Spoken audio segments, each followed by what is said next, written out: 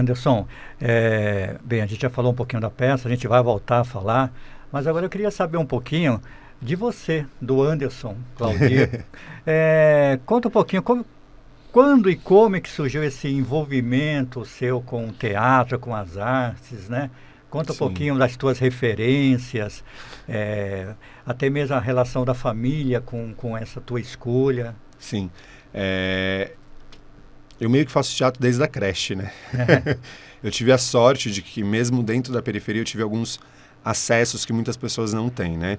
Por exemplo, na minha escola infantil, né, na creche que eu ia, era uma creche pública, né? E tinha uma professora que ela fazia questão de todo ano de pegar os aluninhos e fazer aquela coisa de final de ano na festa e fazer uma pecinha, alguma coisa. No meio do ano ela fazia a festa junina e fazia a gente encenar o casamento e tudo mais. Então foi meu primeiro acesso ao teatro, foi na creche. E aí a gente tem um centro de convivência em Campinas, né, que era um dos principais teatros na época, quando eu era criança, que pela questão da gestão pública foi acabando se deteriorando. Mas na época era um grande polo e todo final de semana tinha teatro infantil também. E aí o que acontecia? Minha mãe trabalhava de sábado, era o dia que eu não tinha creche, não tinha para onde ficar. Então às vezes eu ia para o trabalho junto com ela. E aí o marido de uma amiga dela trabalhava nesse teatro. Então ele me pegava todo dia à tarde no sábado, me colocava pelo fundo para não ter que pagar ingresso. E eu assistia todas as peças infantis, assim. Então desde isso que começou a surgir esse interesse muito grande. E aí eu não tinha... Eu lembro de ter procurado, quando criança, lugares para estudar, e tudo era muito caro, não tinha curso gratuito de teatro. Então eu fui começar a fazer teatro somente aos 13 anos de idade, que foi quando minha mãe falou assim, não, agora eu consigo pagar um pouquinho para você fazer o que você quer fazer, assim. E minha mãe, assim, eu cito ela sempre porque eu acho que ela é a grande sorte da minha vida, assim, né? Ela sempre incentivou nesse sentido de, tipo, vai fazer o que você precisa fazer, vai fazer o que você quer fazer. Se é isso mesmo, se é o que te faz bem, se é o que te faz feliz, a gente dá um jeito, a gente se vira. A gente vai dar um jeito e você vai conseguir. E acho que foi isso que foi me incentivando a ir estudar e fazer e sempre correr atrás. Isso é muito importante, né, Anderson? Quando você tem o apoio da família, quando você tem o apoio... Porque o que a gente percebe na questão das artes é que quando jovem a gente escolhe essa profissão, né? Os pais, principalmente, eles ficam muito preocupados, porque é uma profissão que, na visão deles, não dá uma segurança. Sim. E os pais sempre buscam essa segurança para os filhos.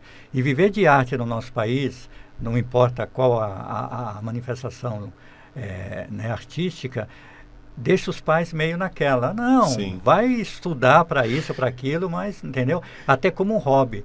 E a sua mãe não, ela percebeu que o importante era o que te fazia feliz, era o que, né?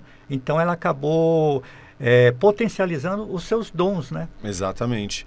Eu acho que é isso que você falou, é uma preocupação, às vezes não é nem uma questão, e eu entendo isso, assim, não é nenhuma questão de preconceito com a arte. A diversidade.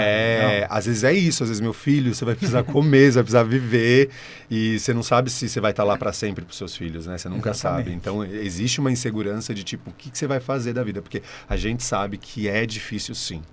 Não é? A gente às vezes muito romantiza a questão, né? E quando tá dando certo é maravilhoso. Mas a gente passa perrengues, vários perrengues, e vai passando perrengues e tal. E aí eu acho que quando você tem uma família por trás para falar, não, você tá passando perrengue agora, mas continua de verdade. Acredita, assim. Né? Acredita. E acho que tem uma coisa muito da questão da ilusão também de quem tá de fora, sabe? Às vezes, que eu acho que é isso, colocar o pé no chão também, entender que a arte é muito trabalho. É muito trabalho.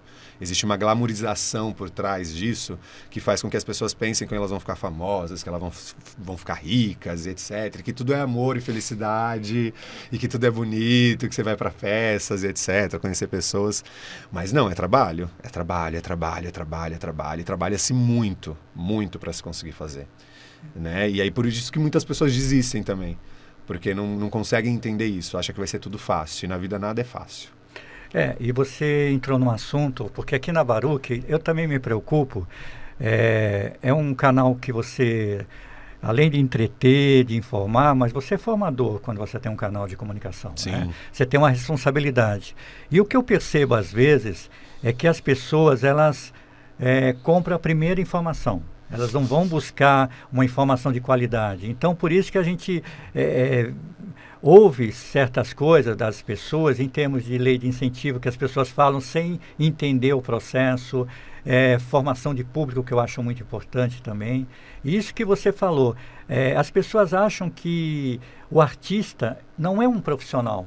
Não é uma profissão, né? Tanto é que a gente brinca, mas é verdade. O que você faz? Eu sou cantor. Tá bom, mas o que você faz? Né? Não, eu canto, E para eu trabalhar, sou músico, entendeu? Então, acho que a gente precisa cada vez mais dialogar, trazer esses temas, falar isso para as pessoas entenderem que é uma profissão como outra qualquer, né, o Anderson? E por mais que seja o máximo, tem dia que você fala, meu Deus, eu não quero ir, meu Deus, eu tô cansado. É como qualquer outro serviço, é isso, né? Porque parece que você tá sempre feliz, que você tá, eu tô fazendo arte, eu sou artista, que delícia, vamos lá. E não é cansativo. Tem dia que você fica 8 horas dentro de uma sala de ensaio, onde você não quer mais olhar pra cara das pessoas. E teatro é repetição, então você repete, faz de novo, e trabalha corpo, e pula, e tem que fazer aula de canto, e tem que fazer aula de dança, tem que se preparar, é muita coisa envolvida, né? E a arte, acho que as pessoas precisam começar a entender que a arte é um mercado. A arte é um mercado. Por mais que a gente, né, estamos trabalhando com outras questões, né, que a gente trabalha muito com a questão do subjetivo, né, porque a arte é algo que trabalha com a subjetividade, mas é um mercado. A gente não pode separar disso. Então a arte cria emprego. Né? Cada espetáculo que você tem aí, você tem empregos que são criados, diretas e indiretamente. Com certeza. Entendeu? Você tem a pessoa que está lá dentro do espetáculo, que está trabalhando, que está fazendo dela, que estudou muito para fazer e está ganhando dinheiro dela. Aí você tem o bilheteiro do teatro, aí você tem o cara que cuida do estacionamento na frente do teatro, onde as pessoas chegam. Então, é importante você incentivar a arte e você entender a arte como um mercado, porque aí ela não se torna... algo que não rende nada, vamos dizer assim. Que as pessoas até veem como uma coisa supérflua, né? Isso, exatamente. Não, a gente gera emprego. Entendeu? Muitas pessoas, trabalho no tributo musical do Chaves, por exemplo, que eu faço um pouco de tudo. Então lá no Chaves, por exemplo, eu trabalho como maquinista. Então, tem uma equipe ali de mais de 30 pessoas trabalhando dentro da peça, e aí tem a faxineira do teatro, tem o bilheteiro do teatro, tem o pessoal que fica orientando as filas. Então, o tanto de emprego que é gerado numa produção dessa faz com que o mercado rode, faz com que o mercado aconteça, e faz com que pessoas não estejam desempregadas. Exatamente. A indústria cultural ela é muito forte, né? Exato. O que ela produz de riqueza, que nem você falou, direto e indiretamente, e às vezes as pessoas elas não param para pensar nisso. E criticam às vezes, né? Falam, mas isso daí é bobagem, isso é supérfluo e tudo. E às vezes ela está pensando só no ator. Só naquele cara que ela vê em cena. Ela não pensa que você tem um produtor, que você tem o sonoplasta, que você tem um músico, que você tem o técnico de palco, que você tem um maquinista, você tem um cenotécnico para construir seu cenário. São tantas pessoas envolvidas. Você tem um faxineiro para limpar o teatro antes para você entrar e estar um teatro agradável. Você tem o cara da bilheteria, você tem o pessoal da recepção. É tanta gente envolvida e as pessoas não param para pensar. Às vezes elas estão pensando só no ator que está lá e pensam que ele está no glamour e porque o ator é rico e porque o ator isso e aquilo. Não, é muito mais do que o ator. O teatro envolve muita gente. E você falou uma coisa também que, por exemplo, hoje as pessoas, os jovens que buscam um curso de teatro, né, quer ser ator, atriz, às vezes a gente percebe realmente que eles vão em busca desse glamour. Sim. Né? E isso começa nas faculdades também, que a gente percebe, né? Infelizmente eles acham que vão sair da faculdade e já vão ser protagonista, né? E a gente sabe que não é bem assim. Em termos dessa questão, né, da formação do ator, o que você pode falar para aquelas pessoas? Hoje o ator ele não consegue só ser ator, né? Quer dizer, ele tem que ter em mente que ele tem que ser multiartista, multifacetado. Sim. Ele tem que fazer várias coisas. Eu acho que dentro a gente tem uma construção do teatro diferente de muitos outros países aqui dentro do país, né? E aí a gente sempre trabalhou muito com ator, que é atorzão e tudo mais, que tinha coisa do poder da palavra e tudo mais. E aí eu acho que foi se transformando, principalmente com o advento do musical, né? E como a Broadway ganhou espaço aqui dentro, vamos dizer assim, do país. Principalmente no eixo Rio-São Paulo. Sim. Então, eu acho que cada dia mais o ator tem que ser mais completo, até pela complexidade dos trabalhos. Né? Às vezes você vai fazer um trabalho e não basta só você ser um bom ator. Você tem que fazer ginástica, Aí no outro você tem que lutar capoeira. Aí no outro você tem que tocar violino. Aí no outro você tem que cantar, no outro você tem que dançar. E isso vai fazer um diferencial. Isso vai fazer um diferencial, porque quando o pessoal vai fazer a seleção, entendeu? Se você, poxa, ele toca violino, ele também dança, ele faz isso. Porque aí ele vê que você tem a possibilidade do diretor trabalhar com você de várias maneiras, onde você vai corresponder. Então, o ator que é só ator, hoje em dia, ele acaba perdendo muito espaço dentro disso. Né? Eu acho que é isso que você falou muito. O ator tem que ser multi, né? Ele tem que dominar vários talentos, né? Tem um teórico que fala que o ator é um atleta, né? O ator tem que ser um atleta. Então, acho que é isso. Ô Anderson, e você falou no início da entrevista a questão do hábito da leitura. E também precisa ter o hábito de ir ao teatro, né? Queria que você falasse um pouquinho sobre isso, sobre essa formação de público. O que você vê, o que a gente pode estar fazendo, né? Aproveitando a tua expertise, a tua competência nessa área. Qual é a tua opinião sobre isso? Como despertar o interesse das pessoas de irem ao teatro? Então, minha opinião é bem complicada acerca disso. Porque eu acho que tudo vem de formação, né? Acho que tudo acontece na escola. Tudo acontece na escola. E aí eu acho que o público se afastou um pouco do teatro, mas eu também acho que o teatro se afastou um pouco do público. Quando a gente montou a Gargarejo, o mote da Gargarejo era: a gente quer fazer peças de qualidade, que tenham qualidade estética, artística, que tenham teatralidade, né? Que não seja somente pessoas falando um texto ou reproduzindo algo, que exista teatralidade, que exista algo que seja para além do cinema, ou coisas que só se consegue fazer no teatro, mas que acessem a todos. Né, que eu consiga ir, que já estudei, que já tenho todo um know-how teatral, consiga ir, consiga assistir, consiga falar, poxa, que trabalho bacana, que trabalho bem feito, que trabalho bem elaborado. E que minha mãe, minha tia, minha avó consigam ir, consigam entender a história. Exatamente. Consigam entender aquilo que está acontecendo no palco.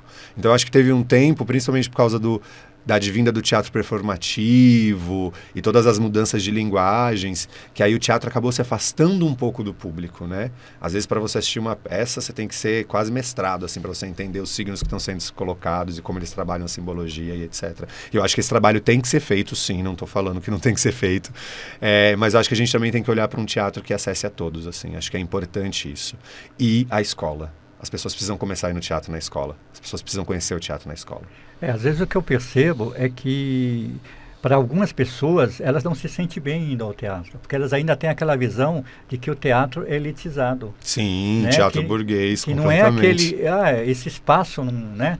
E isso que você não se falou sente é importante. Pertencente. Exatamente. Eu acho que você se sentir pertencente é importante. E a gente tem vivido numa sociedade onde tem excluído muitas pessoas têm ficado à margem. Então, como você faz com que as pessoas se sintam pertencentes? E eu acho que a gente colocar...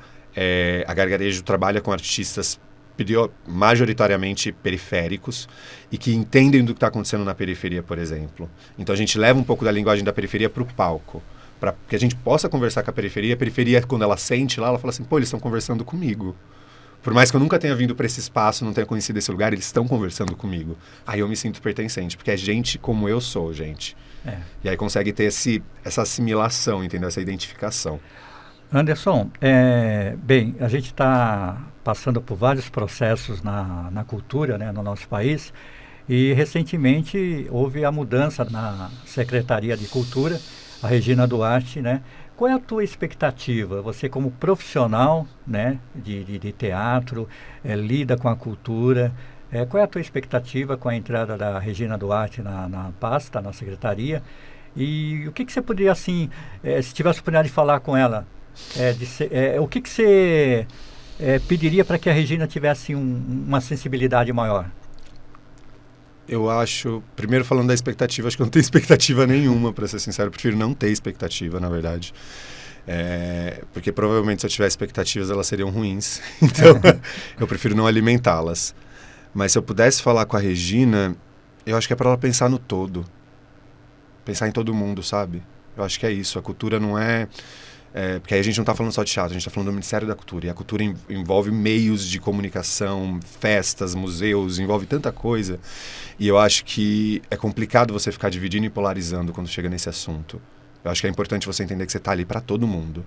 Você está ali para o cara que dança o frevo no Nordeste, você está aqui para o cara que faz teatro moderno em São Paulo, você está lá para o museu de Olinda, que vai falar do forró, do frevo, você está ali para todos. para todo mundo. Não é só para quem é de direita, não é só para quem é de esquerda. É para todo mundo. Se ela entender que é para todo mundo e que ela tá ali para gerir uma cultura que tem que abranger todo mundo, que tem o carnaval. O carnaval é cultura.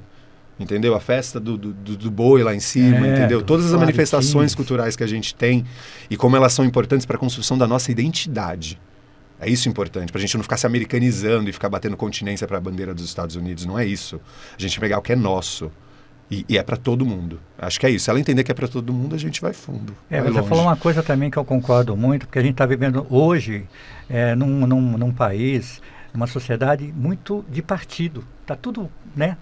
E a gente não pensa como um todo, na coletividade. A gente não pensa no país como um todo. Sim. Eu acho que a gente tem que começar a pensar, independente de direita, esquerda, centro e tudo, no país como um todo, né? Buscar o que é de melhor para todas as pessoas. Sim. Então, acho que parar dessa ideologia, de tudo colocar ideologia, e eu ser do A, você ser do B, e para que o meu A prevaleça, eu tenha que matar o seu B ou vice-versa. Exatamente, as coisas podem conviver juntas, entendeu?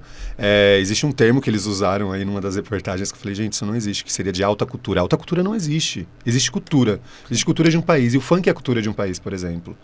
Entendeu? Então, sim, eu tenho que apoiar a música clássica do nosso país, eu tenho que falar de Carlos Gomes, eu tenho que fazer o Guarani, eu tenho que tornar isso acessível. Entendeu? Mas eu tenho que entender que o pessoal do funk também precisa de um apoio, que eles também estão fazendo uma cultura, que é uma cultura periférica. E quando eu vejo muitas vezes gente falando do funk, por exemplo, que eu acho que é um dos exemplos clássicos, assim, que eu vejo muito na internet, mas isso não é nem música, não sei o que tem. Aí eu fico pensando no estudo que eu fiz sobre o samba e como o samba surgiu, que também falavam que o samba não era música. É aquilo que eu falo. Por exemplo, aqui a Baruca também tem uma preocupação de resgatar valores. Sim. Por quê? Porque tudo tem uma raiz. Então, num país que você falou do samba, não tem como a gente falar do samba sem passar pela obra do Noel Rosa. Sim. Pela uma obra do Cartola, né, do Candeia, do Paulinho da Viola, que ainda está aí, mas com pouco espaço também, né, para divulgar o trabalho dele. Então, às vezes as pessoas elas não vão buscar informação. Exato. Né? Elas falam assim, mas isso aí não tem... Não, o funk tem uma raiz, né? Como todas têm. Então, existe coisa ruim sendo feita como o funk, como também existe coisa ruim sendo feita em todos os sim, ritmos, exato, em todas as coisas, entendeu? É porque sempre a cultura periférica que nasce no morro, que nasce na favela, ela é rejeitada. Isso é uma questão que eu acho que tem que se pensar. Por quê? O samba nasceu no morro e foi rejeitado. O funk nasceu no morro e é rejeitado. Tudo que parece que vem da periferia, a elite se afasta e julga e aponta o dedo e fala que aquilo é horrível, que aquilo não é música, porque eles têm o poder, assim, é como se eles tivessem o poder de julgar o que é bom e o que não é bom. Exatamente. Entendeu? E de não entender que é o outro, e que o outro tem formas de fazer, porque o outro vive uma vida diferente da sua. Então é isso, as pessoas eram perseguidas porque tocavam samba, elas eram presas, a mesma coisa da capoeira, que era tida como uma arte maldita e tudo mais. Se você jogasse capoeira, você tava num código lá que você entendeu que você ia ser preso porque se você jogasse capoeira. Então é entender que o tempo se transforma, que as coisas se transformam também, e que por mais choque que a gente tenha com elas agora, entendeu? Ouvindo um funk falando, pô, isso é muito diferente, isso não tem a ver com o que eu gosto, isso não tem a ver com coisa, mas é uma cultura que está sendo produzida. Se a arte já é outra coisa, porque a gente entra na parte de classificar o que é arte e tudo mais. Mas é cultura, é cultura. E é uma cultura que está sendo feita no morro e ela tem que ser vista e tem que ser ouvida assim. Com certeza. Anderson, voltamos a falar agora da peça, Bertoleza, né? E qual é a mensagem que você quer passar com essa peça? Assim, a pessoa que for assistir no Sesc Belenzinho, que você falou que ela saia impactada, transformada, refletindo sobre aquilo. Qual é a mensagem da peça? Eu queria que você repetisse de novo o serviço para o nosso ouvinte aqui da Bahia. Vou repetir sim. Eu acho que a peça, ela fala sobre protagonismo, né? Eu acho que é isso, é entender como as mulheres negras no nosso país, as matriarcas negras, têm sido esquecidas. Eu acho que é só... A mensagem é, vamos olhar para a nossa história de uma maneira diferente, porque ela sempre foi contada pelo vencedor. A história sempre foi contada pelo homem branco, europeu, cis. E tem tantas outras histórias no nosso país, um país rico como o nosso, grande como o nosso. Tem tantas outras histórias para serem contadas. Então vamos começar a pesquisar mais. Vamos começar a tentar enxergar outras histórias, outros pontos de vistas, para a gente não ficar só na mão do outro, da narrativa do outro, porque é o outro que tem nos narrado há muito tempo. Então vamos começar a se narrar, começar a narrar as nossas histórias. Porque a gente constrói outras coisas, constrói outras possibilidades. É trabalhar o imaginário, entendeu? É construir um imaginário que seja diferente, que consiga pensar diferente. E a gente vai estar lá, no Sesc Belenzinho, de 7 de fevereiro a 1 de março, sextas e sábados, às 9h30 da noite, e domingo às 18h30. No dia 22, sábado, a gente vai estar às 18h30 também. Legal. Canais de interação? @gargarejocia, vai lá no Instagram, Facebook, segue a gente, temos bastante material, vamos junto. Legal. Anderson, quero agradecer muito a tua presença aqui na Rádio Baroque FM, seja sempre bem-vindo.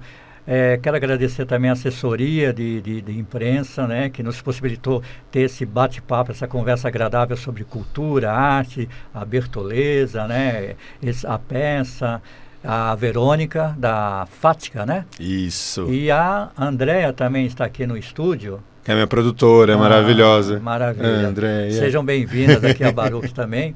E agradeço mais uma vez a tua participação aqui. Seja sempre bem-vindo. Eu que agradeço, em nome de toda a minha equipe, esse espaço que você está dando pra gente poder falar um pouquinho do nosso trabalho. Agradeço a Fática também, que tem feito um trabalho incrível com a gente, assim. Tem sido uma aventura, assim. E é muito gostoso poder ter a oportunidade de falar com você. Foi uma delícia. Muito obrigado mesmo.